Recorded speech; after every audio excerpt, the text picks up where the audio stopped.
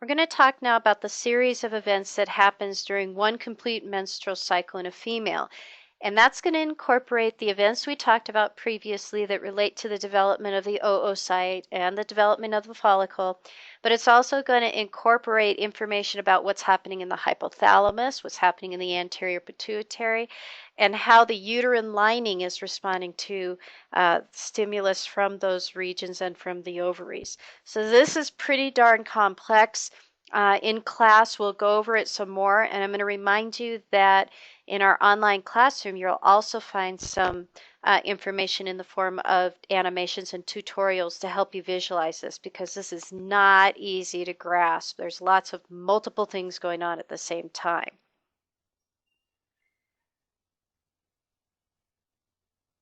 So by definition, a menstrual cycle is for the average female a 28-day process. For some women, it's a shorter process. For others, it's a longer process. We're going to use the average timing. And the menstrual cycle is defined as beginning on the first day of menstruation. And that's used as the first day of the cycle because it's convenient. It's easy to observe the first day of menstruation. That's counted as day 1. Now, the first half of the menstrual cycle, days 1 through 14, are what we call the follicular phase, because the most important events center around principally the development of the oocyte and the follicle that surrounds it. On the next slide, we're going to see that then at the middle of the cycle is ovulation, and then the last 14 days center around something called the luteal phase, which is events that center on activities from the corpus luteum. So before I start launching into all the details here, let me just orient you to what all you're seeing. On the right-hand side, you see 4 different kind of graphs, and each of these progress from day 1 over here to day 28 at the far right. The upper graph here, this one is showing you principally the events that occur in the development of the oocyte and the follicle that surrounds the oocyte. This second graph down here is showing you how levels of follicle stimulating hormone and luteinizing hormone change over the 28 days. And this third graph down here shows you how estrogen and progesterone levels, which are principally manufactured in the ovaries themselves, are changing over the 28 days. Finally, at the bottom here, this is showing you visually a visual representation of how the thickness of the lining of the uterus, which is called the endometrium, how the endometrial thickness alters or varies as we progress from day 1 through day 28 of the cycle. So I'm going to be referring to these multiple times in our discussion, but I just wanted to make sure you knew what each of them was representing before I did that. So the first day of the menstrual cycle, okay, is again the first day of shedding of the endometrium. In other words, the bleeding event that occurs as the previous cycle's endometrial lining is lost. And while that's happening, which is down here, okay, the bleeding that occurs as the endometrial lining is lost, up here in the let's get a different color. Up here in the ovaries, remember, we've got a bunch, maybe 20 or so, or it could be more depending on what book you look at, but a number of those primary follicles that had been arrested in prophase 1 at the time of birth now get stimulated by follicle stimulating hormone and luteinizing hormone, and they begin to develop. And the cells that surround them, those theca cells and those granulosa cells, also begin to develop. And so we progress through to finishing the first round of meiosis 1, and now we have a secondary oocyte inside of what's called a secondary follicle. And remember that at this point, many of those primary oocytes that started to develop undergo atresia, so that by the time we get out here to day 14, there's only one left. Only one of these guys is left at day 14 to be ovulated. Okay, So meanwhile, while all that's occurring, this is all part of the follicular phase, right? Days 1 through 14. And there are two subphases of the follicular phase. The menstrual phase is days 1 through 5. This is obviously the time of the shedding of the endometrial lining, but it's also a time period during which follicle stimulating hormone levels are um, uh, kind of starting to rise up. The follicle is forming, and as the follicle surrounding that forming egg is developing, that follicle, remember, is secreting lots of estrogen. So you can see that estrogen levels are starting to increase. Now, during the second part of the follicular phase, which is days about 16 through 14, we have what's called the pre-ovulatory phase. And in the pre-ovulatory phase, this is where we've really started to whittle down all of our follicles down to just one follicle that's going to finally mature. The others are in the process of undergoing atresia. The primary follicle is the primary oocyte, has become a secondary oocyte, but remember it has stopped at metaphase 2. And it's arrested in metaphase 2 until a sperm penetrates the egg. And if a sperm never penetrates the egg, it never goes past metaphase 2. Notice that as we're going in days 6 through 14 here, that suddenly we start to see some changes in hormonal levels. Estrogen, which is represented in the blue here, is getting really high. Okay, progesterone is staying relatively low. And the other big thing that's happening is that follicle stimulating hormone and luteinizing hormone levels are changing as well.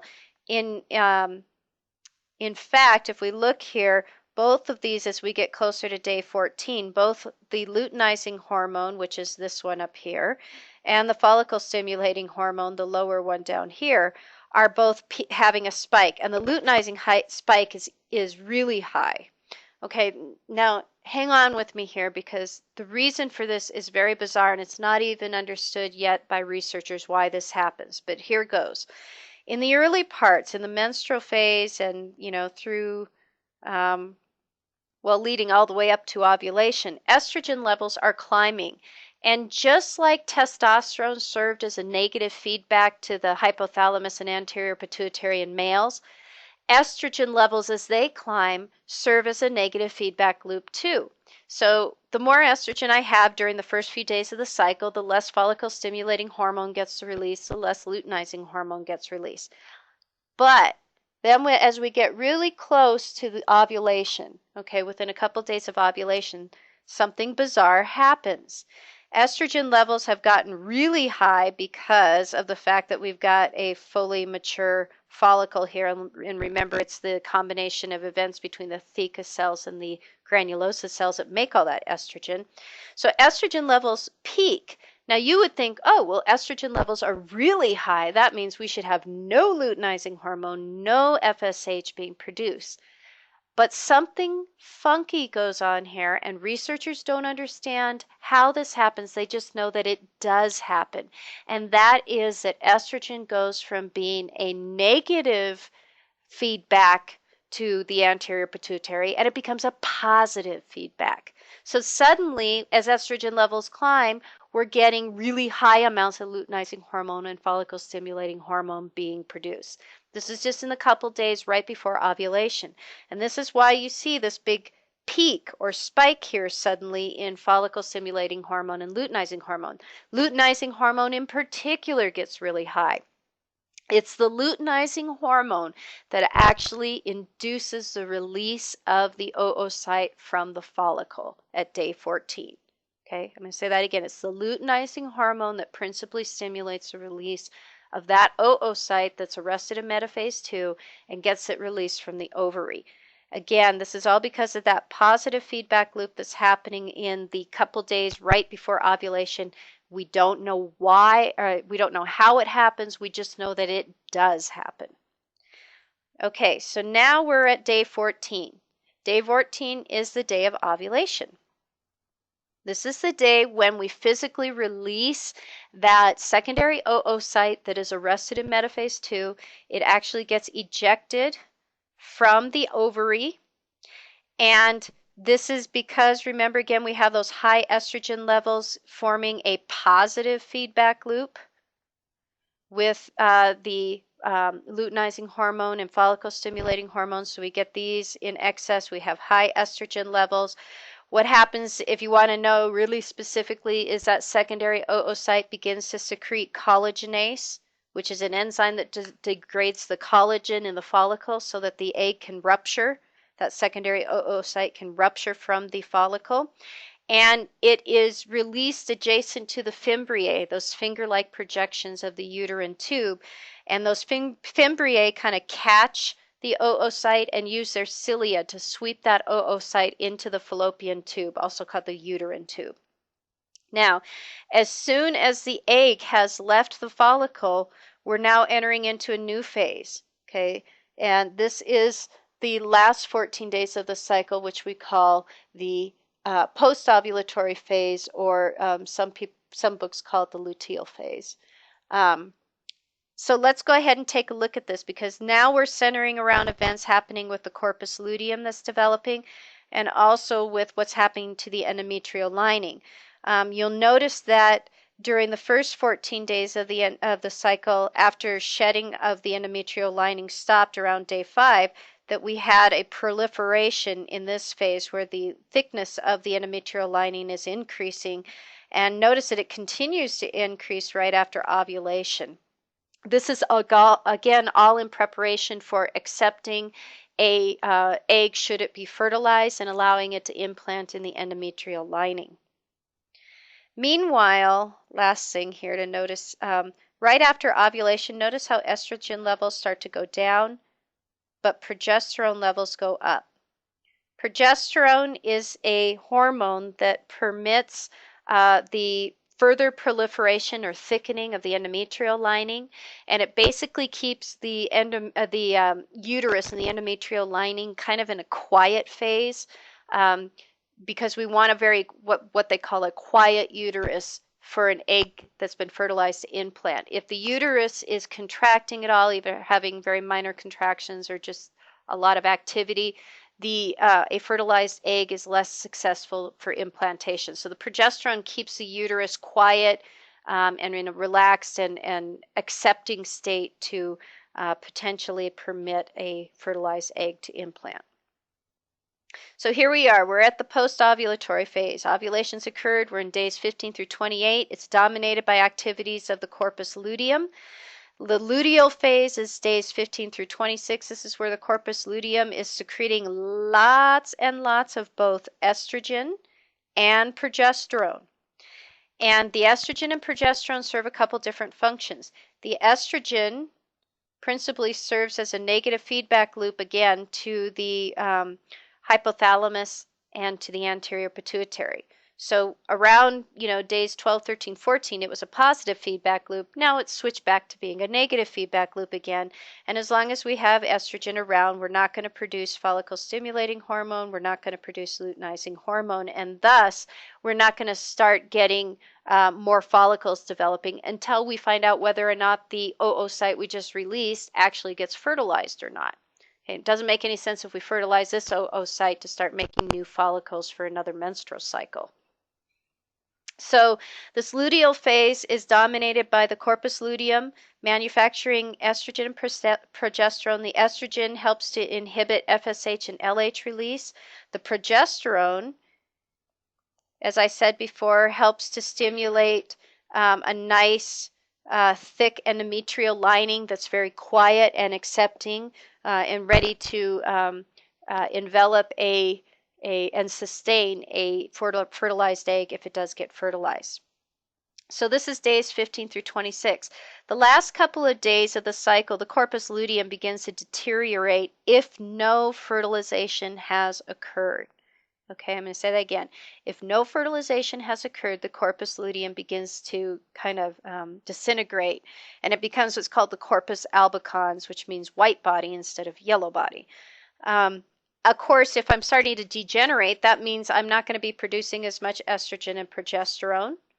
So the uterus, the uterine lining, is no longer being told by progesterone to be nice and thick, so it begins the process of getting ready to shed again.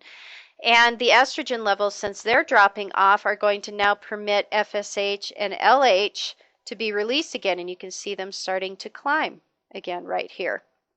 So like I said before, this is a complex set of circumstances. The last couple days of the cycle, if we don't have fertilization of the egg, are called the premenstrual phase, and this is when the endometrial lining is undergoing ischemia. Ischemia means reduced blood flow, and so we start to get the tissue dying off. And that tissue dying off, or necrosis, explains why there is bleeding and shedding of tissue during the bleeding part of the menstrual cycle. Now, if on the other hand the egg is fertilized, that's the topic for the next series, the next part of this discussion. And when it is fertilized, that fertilization event actually induces the corpus luteum to remain active for a longer period of time, and it would then continue to release estrogen. It would continue to release progesterone. That's to inhibit further follicular development and to promote the endometrial lining in a quiet state and prevent it from being shed. After a while, once that embryo implants into the endometrial lining, it begins producing enough of its own hormones to inhibit further development of follicles and also to inhibit the shedding of the endometrial lining. But for a few days, the corpus luteum will do that until the embryo implants and is able to inhibit loss of the endometrial lining itself.